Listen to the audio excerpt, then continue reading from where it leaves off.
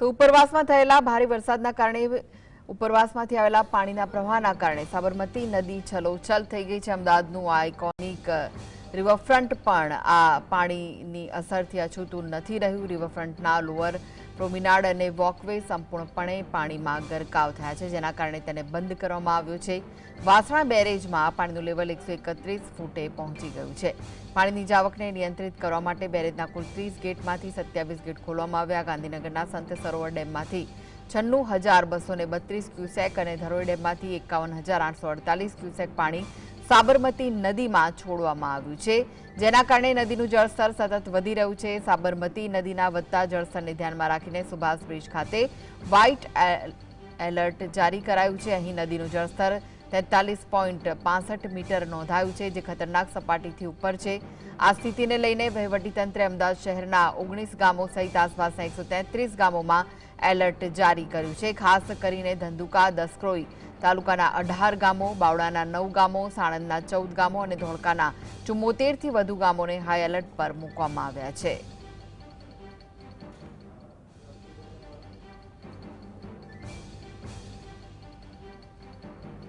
તો ધંધુકા અને દસક્રોઈ તાલુકાના 18 જેટલા ગામોને હાઈ એલર્ટ પર મુકાયા છે। ધોળકાના 74થી વધુ ગામોને એલર્ટ પર મૂકવામાં આવ્યા છે। જે રીતે સાબરમતી નદીમાં 1 લાખ કરતાં વધુ ક્યુસેક પાણી છોડાયું છે, તે જોતા જે નીચાણવાળા વિસ્તારો છે તેમને હાઈ એલર્ટ પર મૂકવામાં આવ્યા છે।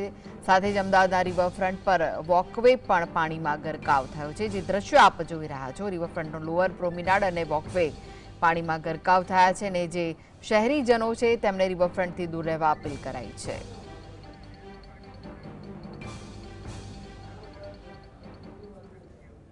તો વધુ વિગતો માટે જોડાઈ ગયા છે સંવાદદાતા વિરેન્દ્રસિંહ ભાટી। વિરેન્દ્ર, જે રીતે સાબરમતી નદીમાં પાણી છોડવામાં આવી રહ્યું છે, જળ સપાટી સતત વધી રહી છે, રિવરફ્રન્ટનો પ્રોમિનાડ અને વોકવે પણ પાણીમાં ગરકાવ થઈ ગયા છે, હાલમાં શું વિગતો મળી રહી છે? બિલકુલ કૃષ્ણા જે ઉપરવાસમાં જે વરસાદ પડ્યો હતો ને ત્યારબાદ જે ગુજરાત રાજ્યની અંદર અલગ અલગ વિસ્તારો એટલે કે અલગ અલગ જે મોટા ડેમો આવેલા છે તેની અંદર પાણીની સારી એવી આવક છે તે જોવા મળી રહી હતી। રાજસ્થાનની અંદર જે મોટી માત્રાની અંદર જે વરસાદ વરસ્યો અને ત્યારબાદ ધરોઈ ડેમની અંદર છે તે નવા નીર જોવા મળ્યા હતા। ધરોઈ ડેમની અંદર નવા નીર આવતાની સાથે જ ગાંધીનગર ખાતે જે સંત સરોવર આવેલું છે તેની અંદર ધરોઈ ડેમનું પાણી છોડવામાં આવ્યું હતું ને ત્યારબાદ સંત સરોવરનું પાણી છે તે સાબરમતી નદીમાં છોડવામાં આવ્યું છે। સૌપ્રથમ તે દ્રશ્યો બતાવવાની કોશિશ કરીશું કૃષ્ણા, કે જે સંત સરોવરમાં જે પાણીની આવક વધુ માત્રામાં થઈ હતી ને ત્યારબાદ આ સાબરમતી નદીની અંદર પાણી છે તે છોડવામાં આવ્યું છે। દ્રશ્યોની અંદર કૃષ્ણા સ્પષ્ટપણે નજરે પડી રહ્યું છે કે જે સાબરમતી નદીનો વોકવે હતો તે પણ પાણીની અંદર ગરકાવ થયો છે। અત્યારની જો વાત કરવામાં આવે કૃષ્ણા, તો સંત સરોવરમાંથી 96,232 જેટલું ક્યુસેક પાણી છે તે સાબરમતી નદીમાં છોડવામાં આવ્યું છે અને ધરોઈ ડેમમાંથી જે પાણી છોડવામાં આવ્યું હતું તે 51,848 ક્યુસેક પાણી છે તે છોડવામાં આવ્યું હતું। આ જે પાણી છોડવામાં આવ્યું છે તેના સંદર્ભે જ સુભાષ બ્રિજ જે અમદાવાદ શહેરની અંદર આવેલો છે અને જે જગ્યા ઉપર જીએસટીવીની ટીમ ઉપસ્થિત છે તે સાબરમતી નદીનું સુભાષ બ્રિજનું લેવલની જો વાત કરવામાં આવે તો 43.65 મીટર જેટલું જે લેવલ છે તે જોવા મળી રહ્યું છે અને આ જે પાણી છોડવામાં આવ્યું છે તે સંદર્ભે જ અમદાવાદની આસપાસ એટલે કે અમદાવાદ ગ્રામ્યના જે આસપાસના જે ગામો તાલુકાઓ આવેલા છે તેને હાઈ એલર્ટ ઉપર આપવામાં આવ્યા છે। 19 જેટલા ગામોને છે તે એલર્ટ આપવામાં આવ્યું છે। ધંધુકા, દસકોઈ અને તાલુકાના 18 જેટલા ગામોને એલર્ટ આપવામાં આવ્યું છે। તેની સાથે સાથે કૃષ્ણા, જો વાત કરવામાં આવે તો બાવળાના 9 ગામો અને સાણંદના 14 જેટલા ગામોને એલર્ટ ઉપર આપવામાં આવે છે। ધોળકાના 74 થી વધુ ગામો છે તે એલર્ટ ઉપર જોવા મળી રહ્યા છે। અત્યારે જે પ્રમાણે સ્ક્રીન ઉપર જે દ્રશ્યો કૃષ્ણા નજરે પડી રહ્યા છે તે મુજબ પાણી જે મુજબ છોડવામાં આવ્યું છે, પાણીનું વહેણ છે તે ખૂબ સ્પીડમાં નજરે પડી રહ્યું છે। તેની સાથે સાથે જે પાણીની અંદર જે સાપ છે તે મળી આવ્યા છે, તેની સાથે સાથે અનેક સાપોનું રેસ્ક્યુ છે તે કરવામાં આવ્યું છે। અત્યાર સુધી 100 થી વધુ સાપો છે તે મળી આવ્યા હતા, તેમનું રેસ્ક્યુ કરવામાં આવ્યું છે। બીજી બાજુ જોવા જઈએ તો આ જે તમામ જે સાપ મળી આવે છે તે પાણીની અંદર વસવાટ કરતા જે સાપો છે તે મળી આવ્યા છે।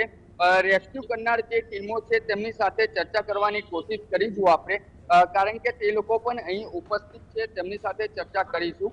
જે પ્રમાણે આપના દ્વારા સાપનું રેસ્ક્યુ કરવામાં આવી રહ્યું છે, અત્યાર સુધી કેટલા સાપનું રેસ્ક્યુ કરવામાં આવ્યું છે? એક દિવસમાં લગભગ 100 થી વધારે સાપ જેટલા આવી રહ્યા છે અને જે બી સાપ છે મેઇનલી નોન વેનમસ સ્નેક છે, વોટર સ્નેક છે, ચેકર્ડ ટેલબેગા સ્નેકનું નામ છે અને ટોટલી હાર્મલેસ સ્પીસીસ છે. અત્યાર સુધી કેટલા સાપ આપના દ્વારા રેસ્ક્યુ કરવામાં આવ્યા છે? કમસે કમ 200 જેટલા. તમામ જે સાપ રેસ્ક્યુ કરવામાં આવ્યા છે, જે રાહદારીઓ અહીંયાથી પસાર થતા હોય છે, તેમને કોઈ સાવચેતી રાખવાની જરૂર? ના, એટલે આ સ્નેક જે છે એ ટોટલી હાર્મલેસ છે, ઝેર વગરની પ્રજાતિ છે, એટલે વિઝિટર કે જે બી પ્રવાસીઓ છે એમના માટે આ કોઈ નુકસાનકારક સાપ તમારે અત્યાર સુધી કેટલી ટીમો અહીંયા મૂકવામાં આવી છે?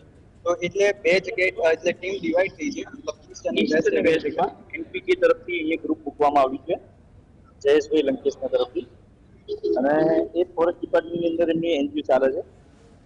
બીજું શું છે? બિલકુલ જી, અન્ય એક જે રેસ્ક્યુ કરના ટીમના સભ્ય છે તેમની સાથે વાત કરીશું. એવા પ્રકારની રેસ્ક્યુ દ્વારા કામગીરી કરવામાં આવી રહી છે. અમે 3 દિવસથી દિવસ અને રાત રેસ્ક્યુ કરે છે. અહીંયા ટોટલી આ ઈસ્ટથી ઓલે ઈસ્ટ લગી ઓછામાં ઓછા અમે 200 થી આસપાસ અમે સ્નેક રેસ્ક્યુ કર્યા છે. કાલ રાતે અમે 3 વાગ્યા લગી સ્નેક રેસ્ક્યુ કરવાની કામગીરી કરીએ.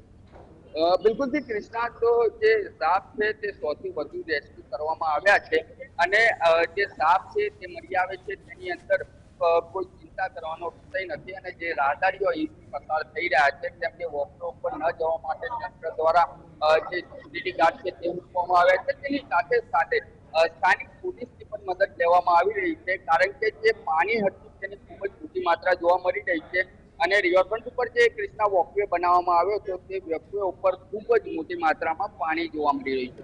જી જી જી, આભાર વિરેન્દ્ર સમગ્ર માહિતી આપવા માટે.